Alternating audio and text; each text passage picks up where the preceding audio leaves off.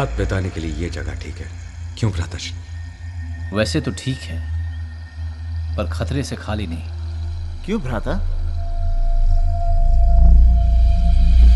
इस जंगल में एक भी वन प्राणी नहीं, ना शेर ना गीदड़।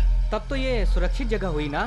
नहीं, इस वन में अवश्य ही राक्षस होंगे, जिनके डर से वन प्राणी भाग गए होंगे। आप लोग विश्राम कीजिए, मैं देखता हूं कौन राक्षस यहां आने का साहस करता है।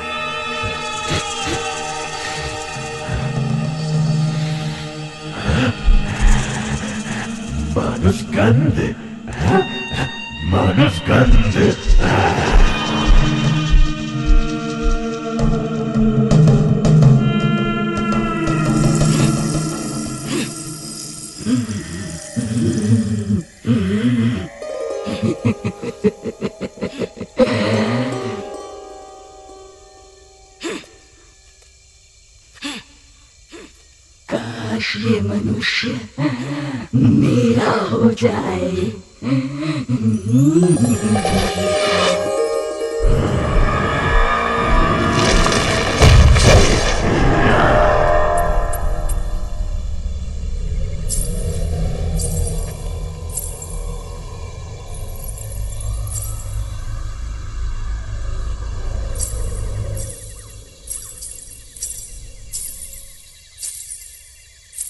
हे सुंदरी, सामने आओ, नहीं तो मैं इस पेड़ को ही गिरा दूंगा।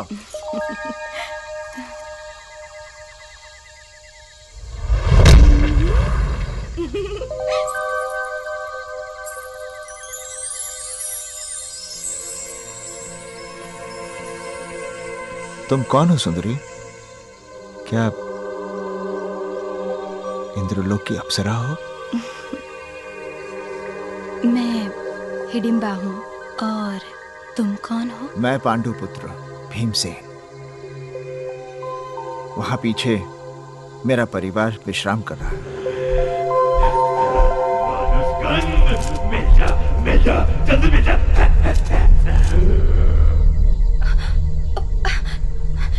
मेरा भाई आ रहा है। तुम लोग तुरंत यहाँ से चले जाओ। क्यों? वो राक्षस है, मनुष्य जनों को खा जाता है। जाओ जाओ। तो तुम राक्षसी हो? तुम भी तो हमें खा सकती हो। नहीं, तुमसे मिलने के बाद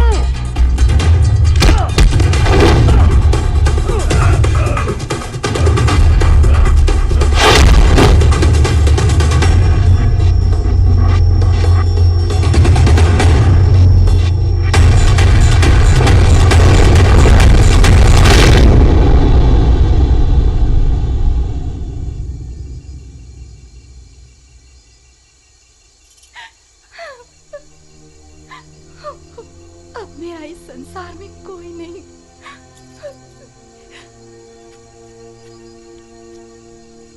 चिंता क्यों करती हो? हम हैं ना। मैं आपकी क्या लगती हूँ? तुमने हम सब के प्राण बचाने का प्रयत्न किया है। इसके बदले में जो मांगोगी देंगे। मुझे इनके चरणों की दासी बना दें। मैं इनसे प्रेम करने लगी हूँ। क्यों नहीं? तुम्हारा क्या विचार है भीम? परंतु ये राक्षसी है। शरीर से ये भले ही राक्षसी हो, मन से ये मानव है। भीम, प्रेम ही तो मानव को मानव बनाता है। और आज तो प्रेम ने एक दानव को मानव बनाया है। और अगर तुमने इसके उपकार का बदला नहीं चुकाया तो मानव होकर भी तुम दानव समझे जाओगे। माताश्री, आपकी आज्ञा का पालन करना मेरा धर्म है।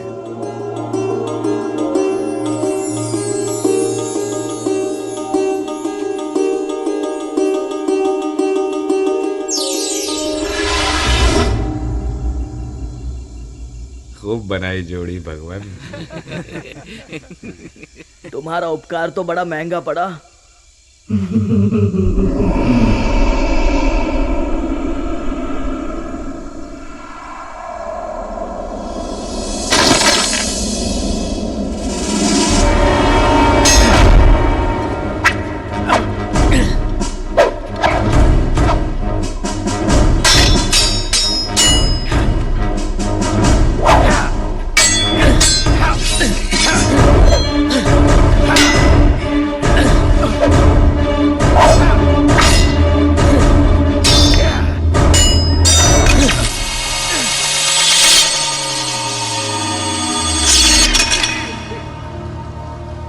मित्र, मैंने पहले ही कहा था, मेरे कवच पर वार मत करना।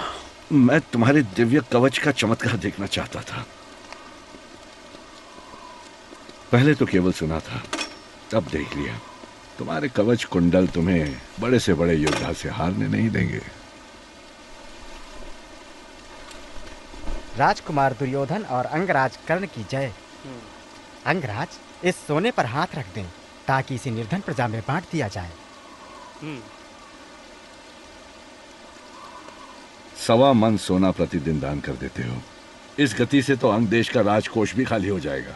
तुमने तो एक बार में ही पूरा अंग देश दान कर दिया था दुर्योधन। सच्चे दानवीर तो तुम हो, मेरा तो केवल नाम है। वो दान नहीं था मित्र, संकट के समय सहायता थी। तुम मेरे परम मित्र हो।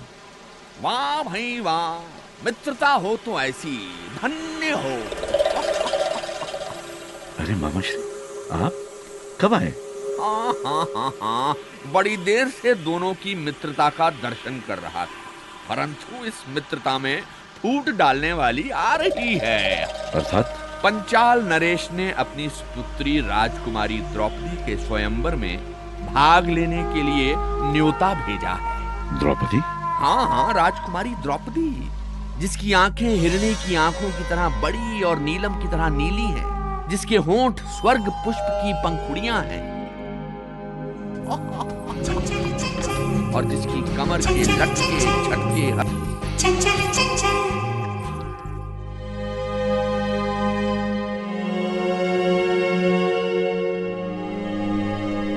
मैं धृष्टद्युम्न अपनी बहन राजकुमारी द्रौपदी की इच्छा और महाराज द्रुपद की आज्ञा से यह घोषणा करता हूं कि जो भी वीर इस तेल कुंड में मछली की परछाई को देखकर उस मछली की आंख को बाण से निशाना बनाएगा, राजकुमारी द्रौपदी उस वीर को वरमाला पहनाएगी।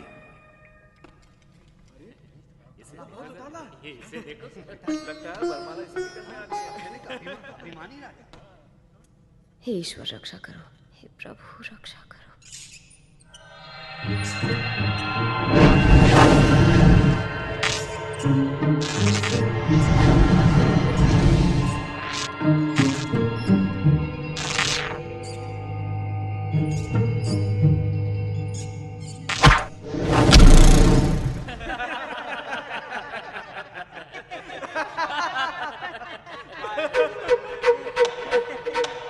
राजकुमार दुर्योधन,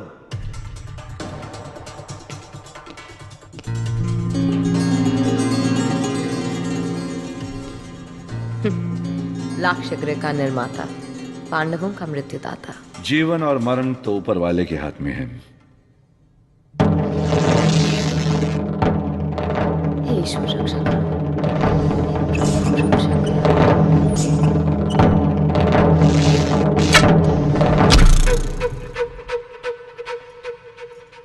अंगराज कर्ण। भैया, इनसे कह दें कि ये स्वयंवर में भाग नहीं ले सकते। ये सारथी पुत्र हैं। ये दानवीर है, इससे बड़ा दानवीर और कोई नहीं। जो भीख में राज सिंहासन स्वीकार कर ले वो दानवीर कैसा? ना ही ये दानवीर है, न राजपुत्र। राजकुमारी, तुम्हारी जीभ बिच्छू का डंक है। चलो कर।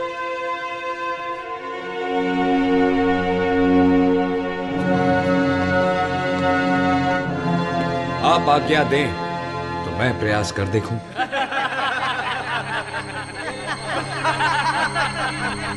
हे ब्राह्मण देवता, यह तुम्हारा नहीं, हम क्षत्रियों का काम है। जो क्षत्रिय न कर सके वो ब्राह्मण कर दिखाएगा। महाराज, आज्ञा दें। तुम्हारा क्या विचार है द्रौपदी?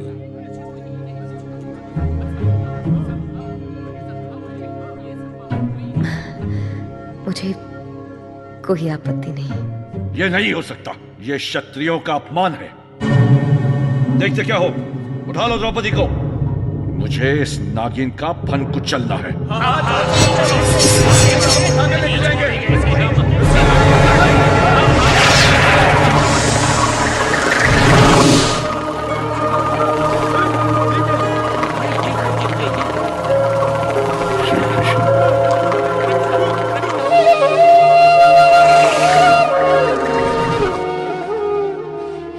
हमारे सगे संबंधी होकर एक पराये ब्राह्मण का पक्ष ले रहे हैं। जिसे तुम ब्राह्मण समझ रहे हो वो ब्राह्मण नहीं है। ब्राह्मण नहीं है? हाँ, वो ब्राह्मण के वेश में क्षत्रिय है। पांडव अर्जुन को जानते हो ना? अर्जुन? परंतु वो सब तो 5 वर्ष पहले ही जलकर मर गए थे। जिसकी मृत्यु का समय नहीं आता उसे कोई नहीं मार सकता, तुम भी नहीं। वो रहे दूसरे पांडव।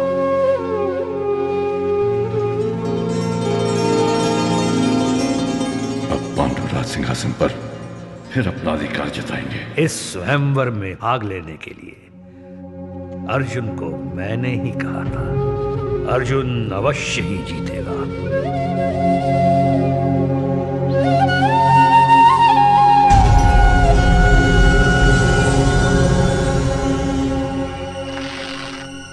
ओम इंद्राय नमः। ओम इंद्राय नमः।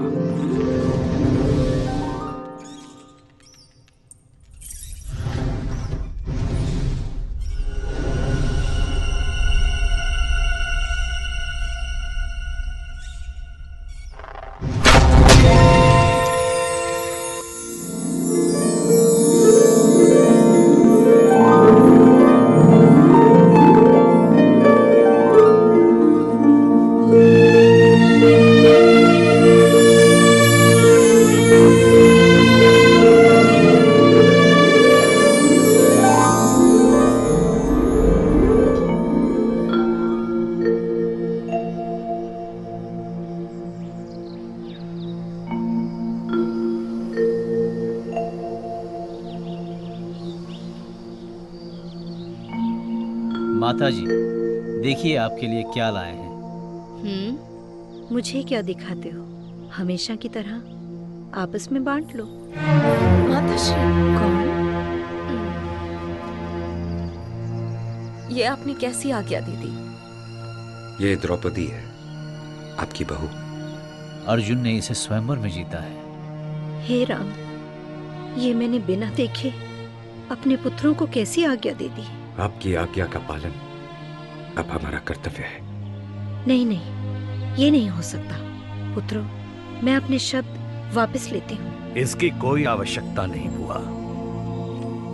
शब्द आपके मुंह से वेद वाणी बनकर निकले हैं।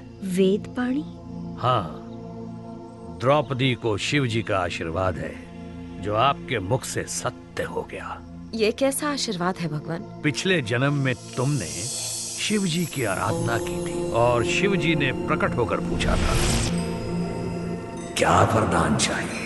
पति देहि, पति देहि, पति देहि, पति देहि, पति देहि। तुम्हारे मुंह से 5 बार निकला था। भोलेनाथ ने तथास्तु कह दिया और कहा कि तुमने 5 बार पति मांगे हैं, अगले जन्म में 5 पति प्राप्त होंगे। परंतु ये कैसे हो सकता है? ये तो अब होना ही है। शिव जी के वरदान और विधि के विधान को नकारा नहीं जा सकता। द्रौपदी अब 5 पांडवों की पत्नी है। माताश्री, अब आप निश्चिंत हो जाइए। ये तो सचमुच विधि का ही लिखा है। युधिष्ठिर। हाँ मुरलीधर। द्रौपदी ने तुम्हारे लिए अपना राजमहल छोड़ा है। अब तुम सबका ये कर्तव्य है कि इसे फिर राजमहल में ले जाओ। इतने वर्षों में तुमने दिव्य शस्त्र भी प्राप्त कर लिए और शक्तिशाली राजाओं को भी अपने साथ कर लिया है। अब समय आ गया है कि हस्तिनापुर जाकर तुम अपना अधिकार मांग लो। जो आज्ञा प्रभु।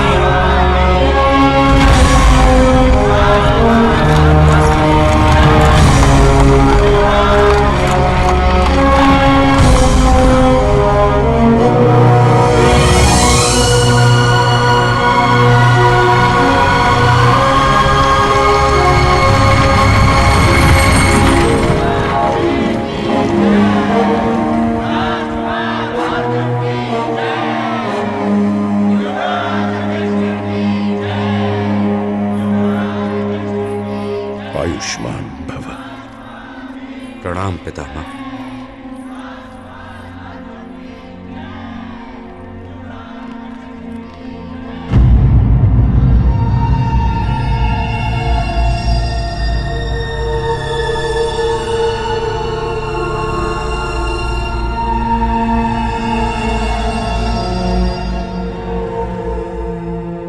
मैं गंगा पुत्र भीष्म नहीं चाहता कि राज सिंहासन को लेकर भाइयों में कोई विवाद हो, इसलिए मैं चाहता हूं कि महाराज आधा राज युधिष्ठिर को दे दें।